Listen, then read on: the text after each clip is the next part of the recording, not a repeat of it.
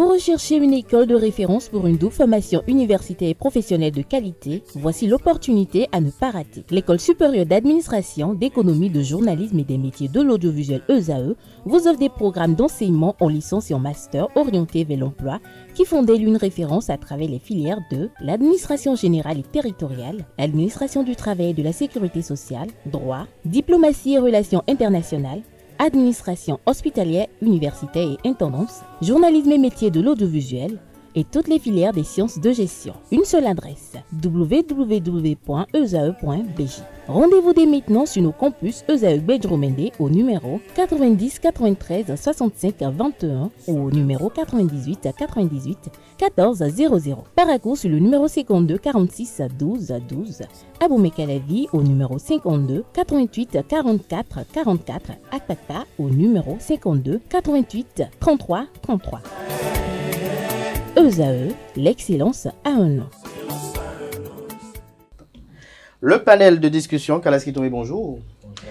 Merci d'être là. Bonjour à nouveau à Atifa, Nasrine et Romaric. Bonjour à nouveau. Alors ce matin, on s'interroge de savoir si on peut entreprendre avec un membre de sa famille. Kalaski Toumé, est-ce que vous oserez? Bien sûr. Je pense que entreprendre avec un membre de sa famille n'est pas une chose impossible.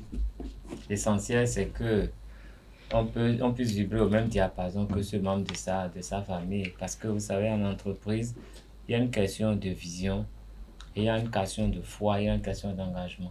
Donc, si les trois conditions sont réunies et que nous avons les mêmes rêves, on peut toujours entreprendre. L'essentiel, c'est de prendre les garde-fous pour qu'au cas où, parce qu'en affaires, il faut s'attendre à tout, au cas où il y aurait des grabuges, que chacun puisse quand même tirer ses marrons du feu.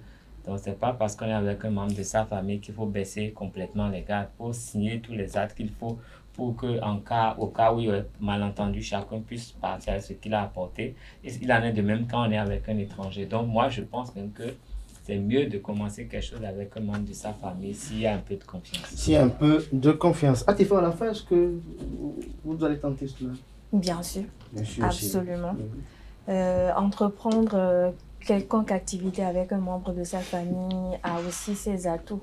Après, tout dépend de la personne que vous avez en face. Et je crois, lorsque vous avez, que ce soit un ami, un conjoint ou un membre de sa famille, il faut déjà connaître la personne que vous avez en face. Et quand je parle d'un membre de la famille, je suppose que c'est quelqu'un avec qui vous avez grandi, vous avez reçu la même éducation, vous avez eu le temps de voir les défauts et les qualités de cette personne-là. Donc pour moi, on peut entreprendre avec cette personne parce que c'est quelqu'un déjà que vous connaissez, que vous maîtrisez un peu d'une façon ou d'une autre. Et donc, il serait intéressant quand même d'entreprendre avec un membre de sa famille. Il serait intéressant d'entreprendre avec un membre de sa famille. Nasrine Patoumi, pour vous? Oui et non. Oui, parce que c'est quelqu'un avec qui tu as eu à grandir, pas forcément, peut-être pas forcément ton frère, peut-être un cousin ou un oncle, pourquoi pas. Et vous avez appris à vous connaître, vous connaissez les défauts de chacun des deux côtés. Et aussi, s'associer avec un membre de sa famille requiert aussi beaucoup d'inconvénients. Là, à ce niveau, vous êtes obligé de gérer beaucoup de conflits à la fois, mélanger vie privée et vie professionnelle. Les intérêts, à un moment donné, seront plus les mêmes. Vous n'allez plus avoir les mêmes visions comme au tout début où vous avez lancé votre entreprise, si c'était le commerce ou autre chose. Oui. Donc, les intérêts vont plus être les mêmes choses. Beaucoup de conflits vont se produire. Beaucoup de choses quand même comme intérêt. Et aussi, après, l'autre pourra peut-être, si c'est l'autre qui apporte plus de clients à la boîte, il pourra décider d'un jour à l'autre d'aller créer sa propre boîte, faire la même chose que toi. Donc pour vous, ensemble? Non. Non, vous ne faites rien avec un membre de votre famille? Non. Romaric, écoutez, une affaire, déjà entreprendre, c'est une... Oui ou non? Déjà, je suis partant pour entreprendre avec un membre de ma famille, que la personne soit un frère direct, un cousin, en tout cas un ami. En tout cas, ça dépend de la définition que je prends pour la famille. Maintenant, entreprendre, c'est c'est une vision, c'est un engagement, c'est une ambition, c'est une affaire de foi. Et donc, si je décide d'entreprendre avec quelqu'un que je suppose, que je considère être de ma famille, c'est dire que j'ai pu quand même discerner en cette personne-là que voilà, c'est quelqu'un qui partage la même vision que moi, c'est quelqu'un qui partage la même ambition que moi, ou peut-être c'est quelqu'un qui a une efficacité dont j'ai besoin. De ce pas, il faudra définir les accords de gouvernance, les accords de gestion dans l'entreprise dont il s'agira de gérer ensemble, puisque ce qui amène les conflits parfois, c'est le manque de communication, le manque de clauses de compréhension. Les accords de gouvernance et peu le finance. Et donc, si je dois entreprendre avec quelqu'un qui est de ma famille, ce qui est faisable, il faudra définir le rôle de chacun parce qu'on n'est pas chef à la fois. Deux personnes ne sont pas chefs dans le même bateau. Et donc, même si la personne là est de ma famille, même si la personne est quelqu'un que je considère comme étant peut-être un cousin ou l'enfant d'un ami que je considère comme étant de ma famille, il faudra pour moi définir avec cette personne-là les clauses sur lesquelles on va travailler. Là, vous êtes en train de le faire par obligation, ça, c'est pas par choix. Non, c'est pas par obligation, c'est que, voilà, je considère que cette personne-là est de ma famille. Et donc, il faut l'associer parce que il présente peut-être la possibilité, d'accord, de m'apporter, comment on appelle, de la substance dans mon entreprise. Il a cette qualité-là dont j'ai besoin. Et donc, il me faudra détecter, en tout cas définir le rôle de chacun. On ne peut pas se mettre dans l'entreprise, tout le monde va se considérer comme chef. Et si c'est que nous avons décidé de créer l'entreprise ensemble, si c'est que nous avons décidé de créer l'entreprise ensemble, nous avons décidé de faire 50-50, c'est-à-dire que nous sommes au même pied d'égalité. Donc chacun est chef à 50%. Et même étant chef à 50%, il faudra définir les points, définir les points de gestion. On ne peut pas parler par exemple en fait, ce qu'il faudra gérer dans cette collaboration-là, je crois que c'est la communication, l'accord de gouvernance, surtout la confiance, et le finance. Et si je ne suis pas là, ou si c'est lui qui a plus de priorité sur moi dans l'entreprise, il faudra... Comment il aura plus de priorité sur vous dans l'entreprise? C'est bien possible. Une fois que vous faites 50-50, il aura encore plus de priorité. Je crois que c'est ce qui pose le plus gros problème dans... En entreprise, quand même, pour créer une entreprise qui n'est pas uninominale, il faut passer par un acte notarial. Et à travers cet acte-là, on définit la part de chacun, l'apport de chacun et le système de gestion même. Et la charte même de l'entreprise. Dans l'entreprise, il y a forcément un gérant. Si parmi vous, le gérant est là, c'est lui qui gère et qui rend compte. Et en conseil d'administration, vous allez valider ce qu'il va faire. Vous allez donner un cahier de charge qu'il va exécuter. Et après, vous faites le bilan. Chacun prend sa part du bénéfice. Mais en dehors de ça, vous pouvez engager quelqu'un qui gère en votre nom. Vous avez un gérant et qui vous rend compte. Donc, vous n'êtes concerné que par les bénéfices. C'est vrai que c'est vous qui définissez la ligne directrice de l'entreprise. Donc, ça s'arrête à ça. Si les contrats sont signés, je ne vois même pas où est le problème. Que vous soyez famille ou pas, les contrats sont clairs. J'ai apporté 5 000, tu as apporté 20 000.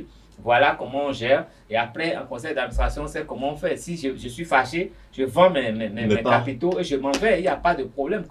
Qu'elle soit ma femme ou pas, si les actes sont conformes, il n'y a aucun problème à ça. Et ça, ce n'est pas différent que d'être étranger. Mais l'avantage de le faire avec un membre de sa famille, c'est que vous enrichissez le patrimoine de la famille. Vous renforcez la force de votre famille. Vous êtes plus fort. Même si vous n'entendez pas en famille, en affaires, vous pouvez vous entendre parce que vous y gagnez de l'argent. Le souci, c'est que tout dépend de la personne à qui vous avez affaire. Si par exemple, vous avez un frère ou une soeur et vous connaissez, vous savez que peut-être le frère en question, c'est quelqu'un qui n'est pas docile, qui n'est peut-être pas quelqu'un qui accepte qu'on lui donne des ordres, qui est quelqu'un qui accepte recevoir et non forcément vouloir donner tout le temps. Vous pouvez entreprendre, il n'est pas sérieux. Vous pouvez avoir des frères avec qui vous voyez en lui peut-être quelqu'un qui est docile, qui peut écouter quand on lui parle, quelqu'un qui peut rester là pendant que vous êtes là, sans forcément se sentir inférieur à vous. Le problème lorsque vous entreprenez avec un membre de votre famille, c'est que il n'y a pas la communication. Il y a toujours quelqu'un qui a les yeux toujours plus gros que son ventre. Il veut toujours tout. Quel Il que veut être soit à la la fois le personne, chef, c'est comme ça. quel que soit ce que vous faites. Famille ou pas, ça Quel que toujours soit été ce que comme vous faites, ça. ça dit, il veut à la fois être le chef, il veut être celui qui coordonne, il veut être celui qui bénéficie de tout et il veut qu'on lui rende compte de tout. Alors que ça ne peut pas se passer comme Non, ça. écoutez, Et je crois que non, lorsque non. vous délimitez La les gestion, tâches, Je crois que La c'est lorsque gestion, vous réel, délimitez c'est les important, tâches, lorsque vous délimitez les tâches, à un moment donné, quand la personne faillit, vous prenez les dispositions qu'il faut. Et le problème, c'est qu'aujourd'hui, on a tendance à mélanger vie privée et vie vie professionnelle, professionnelle, surtout oui. quand vous Non. entreprenez avec un membre de Comme la des famille. familles. La personne peut supposer que oui, mon grand frère n'est pas là aujourd'hui, je peux me permettre tout ce que je veux, je peux décider d'envoyer un employé de la boîte quelque part ou bien je peux décider de garder le capital aujourd'hui et ne pas forcément tout Le capital, déclarer. ce n'est pas à la maison. Écoutez, une entreprise sérieuse, c'est traçable. Si vous voulez faire sortir de l'argent, il y a le processus, il y a un manuel. Vous suivez ça, on sait comment l'argent sort, on sait comment l'argent entre. C'est pas que l'argent est dans une caisse et chacun se lève, il va prendre. Non, non, non, c'est pas une épicerie. Non, une entreprise, c'est une entreprise. Et vous Ça, devez c'est faire pour, les choses. ça, c'est pour ceux Non, qui alors. savent que pour entreprendre ou pour monter une entreprise familiale, il y a des étapes à suivre, il faut prendre, Non, mais il faut Non, mais déclarer, c'est ça, faire mais ça. écoutez, je vais vous Mais dire, quelqu'un qui décide de faire un commerce, par exemple, qui n'a peut-être un commerce d'hiver, Oui. qui ne veut pas forcément déclarer ou bien qui Ouais. a S'il est qui sérieux, commence il a un petit. cahier, il a un Qui journal. commence S'il est petit. sérieux, il a un journal. Il a un journal, Donc, mais quand on a qu'est-ce vendu qui boîte de tomates, on sait- prouve que le frère ou le cousin ou l'oncle avec qui il est en train d'entreprendre Oui. déclare forcément tout ce qu'il a vendu dans la journée. Et il est obligé de déclarer. Alors, moi, Il est obligé de moi, j'ai une déclarer. Sinon, ça va se inquiétude. voir. J'ai Ça va se une voir. inquiétude. Dites-moi, Romaric Giscogonou, vous aussi, vous êtes partant d'entreprendre avec un membre de votre famille. Est-ce que lorsque le membre de votre famille décolle, est-ce que vous êtes prêt à faire usage de toutes les voies de recours, si possible, pour le faire en tant que raison? Par exemple, s'il vous a détourné, par exemple.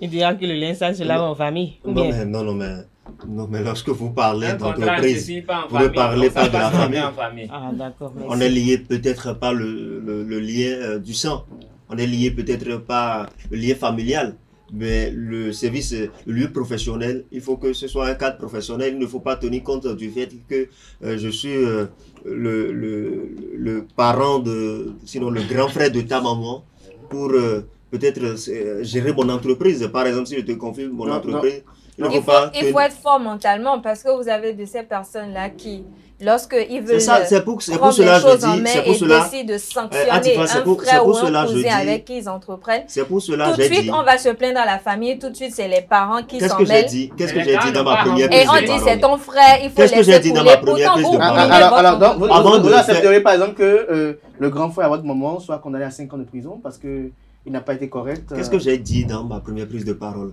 Avant d'arriver à travailler avec quelqu'un qui est de votre famille, avant d'arriver jusqu'à ce stade-là, n'est-ce pas? Il faut considérer, il faut pouvoir détecter le fait que la personne nourrit la même ambition. Celui qui nourrit la même ambition que vous, lorsque votre agent vient dans l'entreprise, il ne met pas ça dans sa poche.